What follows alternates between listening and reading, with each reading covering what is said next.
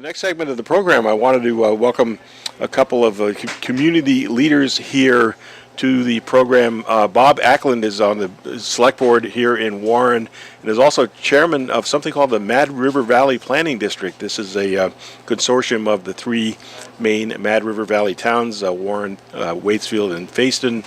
And Andy Cunningham is the chair of the Warren Select Board. And gentlemen, I want to welcome you both to the program. Thanks so much for joining me. Good morning, Dave. And, Good morning. Thanks for having us. And I guess I'll start with you, Bob Ackland, the chair of the Mad River Valley Planning District. Tell me a little bit about, my sense is from talking to folks that these three towns in some ways are sort of a single entity. Is that a fair description?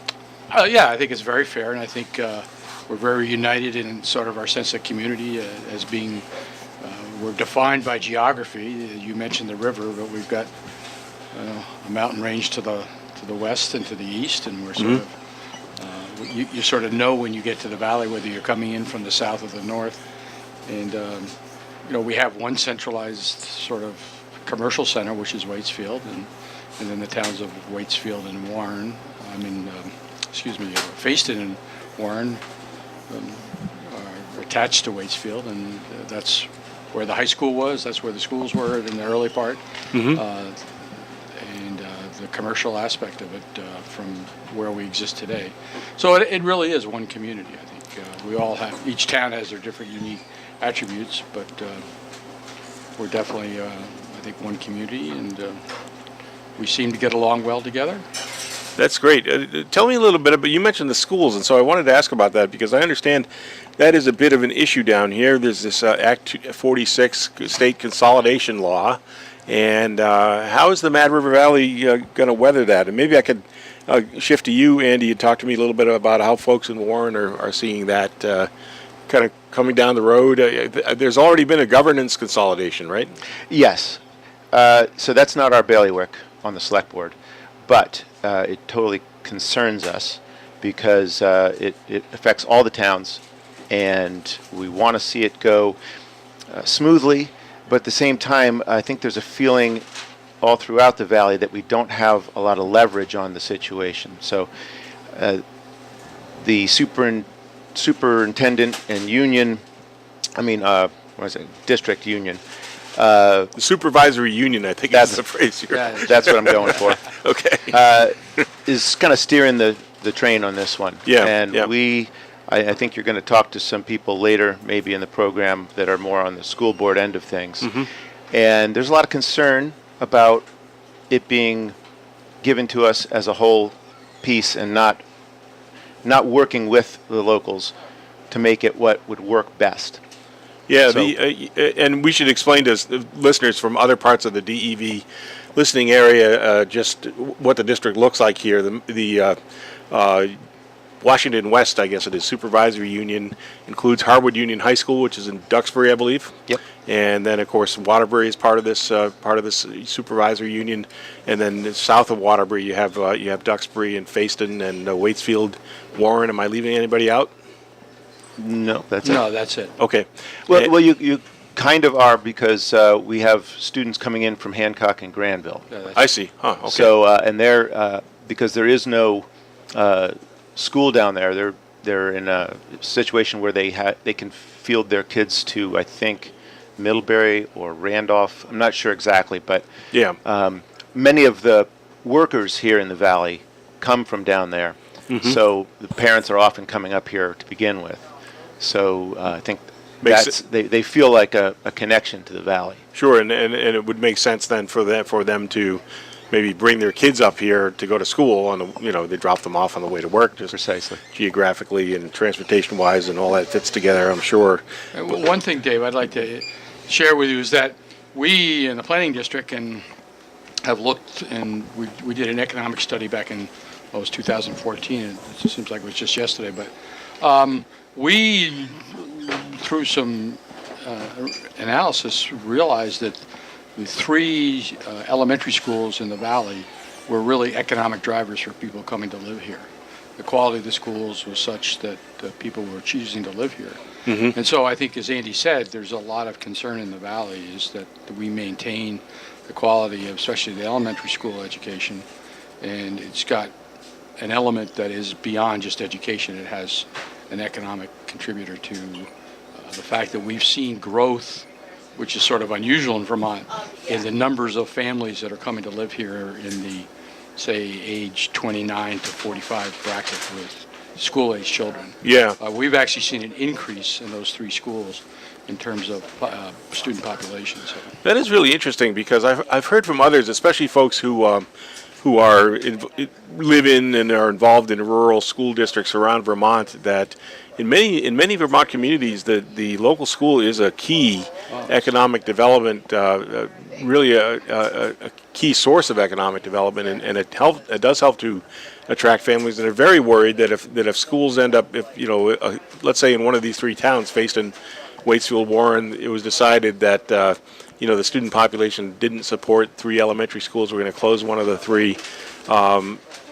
What kind of pain would that cause to the economy in that town, do you think, Rob? I'm not sure I know what the pain would be. I think we all practically realize that we have to be somewhat realistic about. We have to have numbers to support the amount of money we spend. Yep.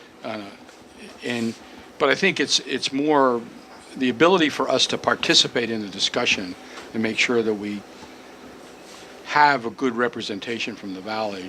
And the way I look at it is, okay, so maybe you close one school, maybe they're talking about shifting grades, maybe we take one school and that's where the middle school kids go to. I mean, it's just there's been a lot dumped on the Valley in terms of what's going to happen to education with really a feeling of no participation.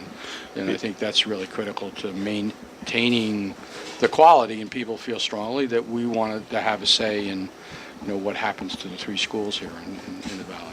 Andy, you mentioned that too. You were saying, and it sounds like really that the complaint is directed to some degree at Montpelier, because is this feeling like a sort of the state capital decides all this stuff, and then folks out in the communities around Vermont just have to sort of like definitely some of that feeling around here, and that goes back to Act 60, 68.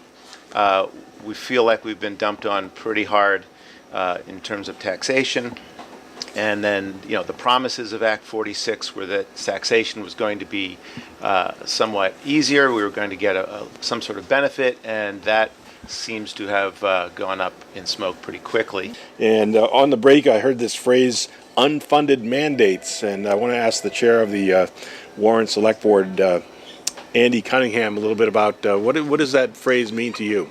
Well, it means that everything costs a little more and we have to raise taxes a little more. So on a municipal level, the mandates come down in terms of what we have to do to fix the roads. The culverts have to be a certain size. They have to be done a certain way. Everything's a small little change that they make can cost quite a bit on our end. So we see that constantly, that things cost more, so we have to tax people more. And then on the school end of things, when Act 60 happened in the late 90s, we went from paying a very reasonable property tax to fund the education of our local kids to something that is onerous, I would say. And so about 5 years ago, Bob actually put together some facts and figures, and our town is paying about 3 times what it would cost us to educate our kids. So we send $9 to Montpelier. They give us 3 back to educate our kids, and 6 goes into the kitty for the rest of the whatever happens. And yes, we are prosperous. Yes, we have a lot of out-of-state money that is able to be tapped through the property tax, but it just seems like we get shafted, and we don't like that. And the big deal is everyone sees their tax bill, thinks it's all the town, and they don't realize that we aren't taxing them, Montpelier is. So yeah, as a select board member here, I would think that would be kind of a tough position to be in, because you're going to hear about it from your local residents here, and I guess constantly. And Bob, tell me, you probably have a lot of experience with trying to explain to people that this wasn't our idea. Well, yeah, I think people. Fortunately, it's not Andy or myself. It's the poor people who work in the municipal building here in town, and people actually come in and yell and scream at them about their taxes. So it's, one of the things is really, a lot of our tax money is not controlled locally. And I think that's what's really frustrating people. I mean, if we were taxing people at this level and spending that money locally, that'd be one thing. But a lot of it's just going out.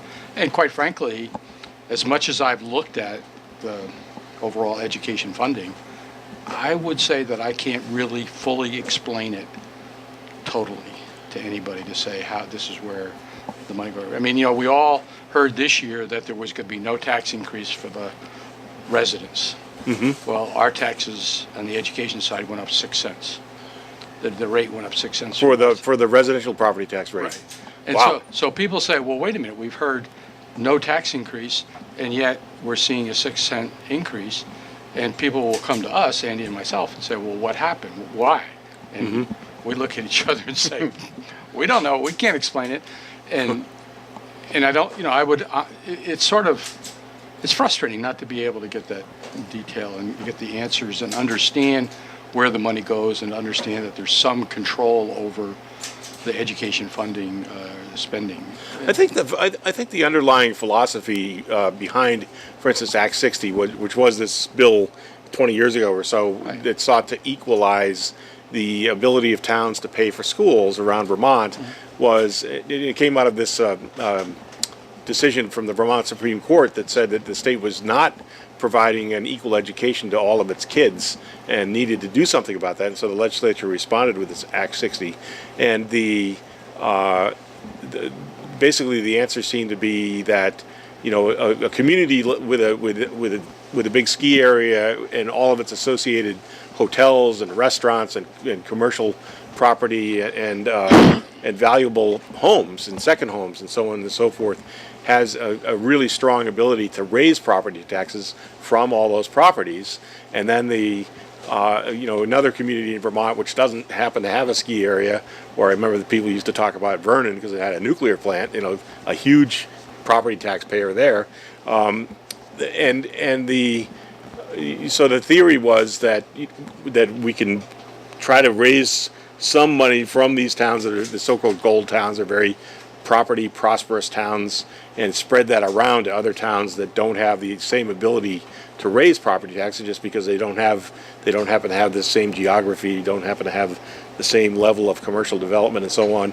So, I mean, does that philosophy or the sort of underlying thought there make sense to you, or and maybe it's just a matter of implementation, or is it really, you think that underlying philosophy is wrong? Well, I don't disagree with the philosophy, but I think the reality is that they haven't achieved that goal.